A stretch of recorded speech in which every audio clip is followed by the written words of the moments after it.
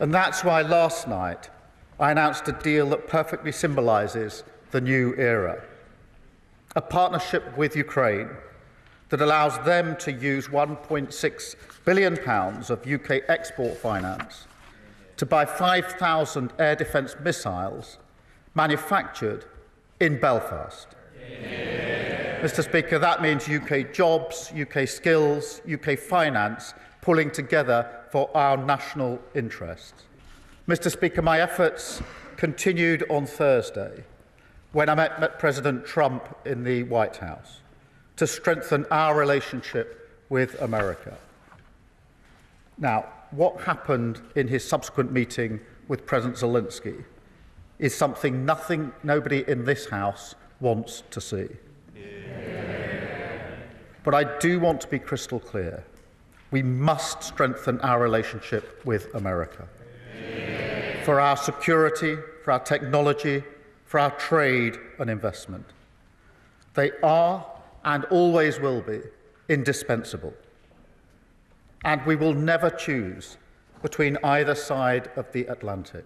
Third, we agreed that in the event of a peace deal, we will continue to boost Ukraine's defences and Ukraine's deterrence. And finally, fourth, we agreed to develop a coalition of the willing, ready to defend a deal in Ukraine and guarantee the peace. Mr. Speaker, after all, the Ukrainian position is completely understandable.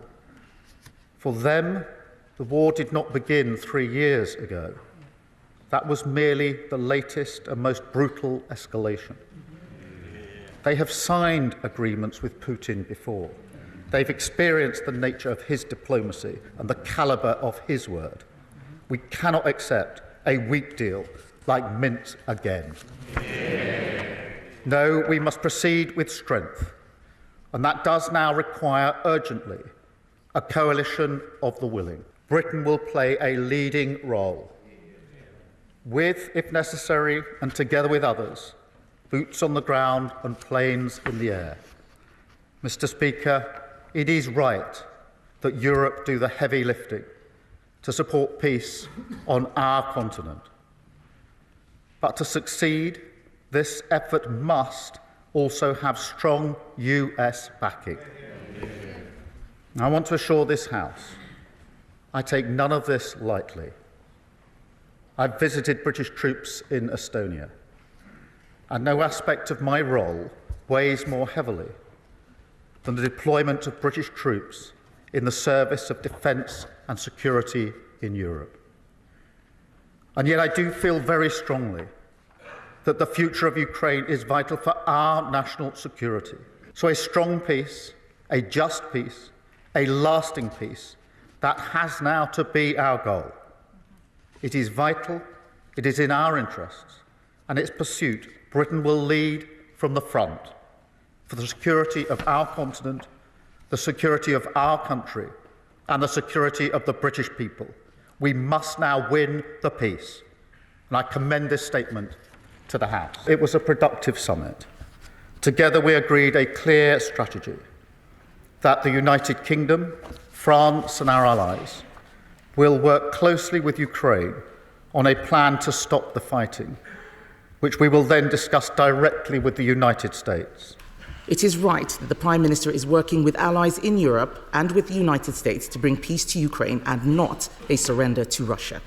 Yeah. As part of this, the Prime Minister has suggested that British troops could be deployed in Ukraine.